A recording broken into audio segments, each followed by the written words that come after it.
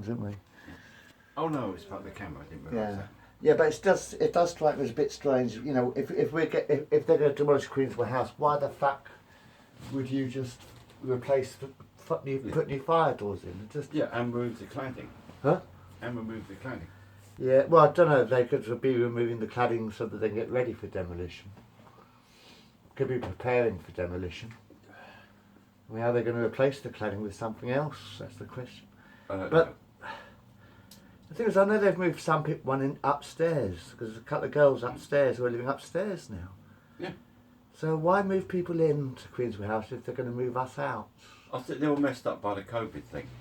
That messed up all the plans. I don't know. Because what I know is from working at the food bank,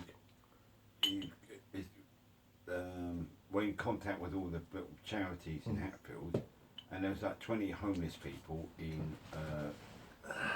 What they did was round up the homeless people in Hatfield. Yeah. They stuck them in this. Jim McDonald Centre? Yeah, that's it, up the hilltop, and then they rehoused a load of them. Where they rehoused them? Available flats and stuff. Oh. I know that because we had some of them come into the food Why bank. didn't they just rehouse them in Queensway House? Yeah, Could have given them jobs. That's Well, the thing is, the whole point is... what happened was it used up the stock that we were supposed to move into. Well, yeah, but... See, so that's why we're stuck in. No, well, they haven't offered me anything really worth going for. Well, only 2 flats, I think I've gone for 3. I don't want... It's a horrible thing every day I go on it. Looking for somewhere and I think it's sort of like... well, I can't afford this housing association. I don't want to move to any housing association because as soon as you go to a housing association... Sorry, hang on a minute. You're no longer the responsibility of the council. Yeah, well, because the council is still part of the government sort of thing. So, but if you've got a housing association, it's private renting. Stick with your rights. Yeah, but yeah. But the point. Yeah, hold on a minute. Hold on. Let's finish talking. I don't mind. Point is, if you go to a housing association, you're no longer the responsibility of the council, and therefore they don't take responsibility for you. Whereas, as long as you don't stick to the as long as you stick to the council, you're still the council's responsibility. Yeah.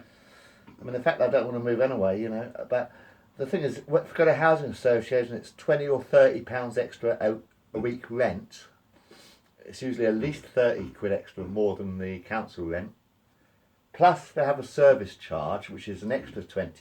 So you're actually looking at 40 or 50 quid more every week.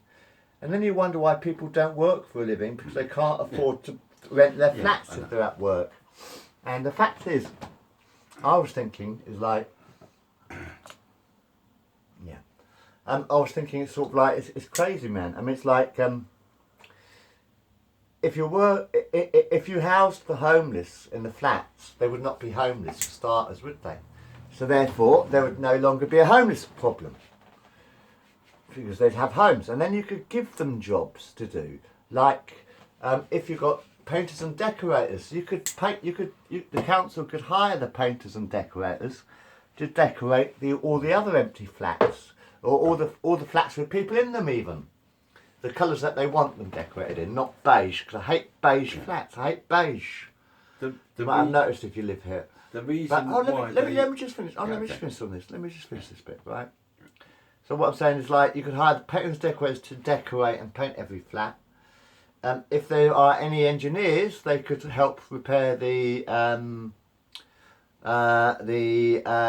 boilers and stuff like that. Or is it? Yeah, engineers to repair boilers. Yeah. They'd be very useful. Plumbers would be very useful to clear the toilets because, quite frankly, the stack needs clearing from under the toilet. It's not above my toilet; it's under the toilet. They tried cleaning the stack from the top of Queensway House, sort of like using a jet spray or something like that, which will never work because the blockage must be under the lowest floor of toilets with a blockage.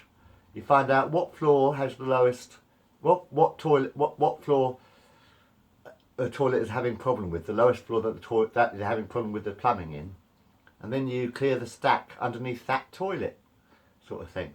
That's simple, right? So that's a simple problem.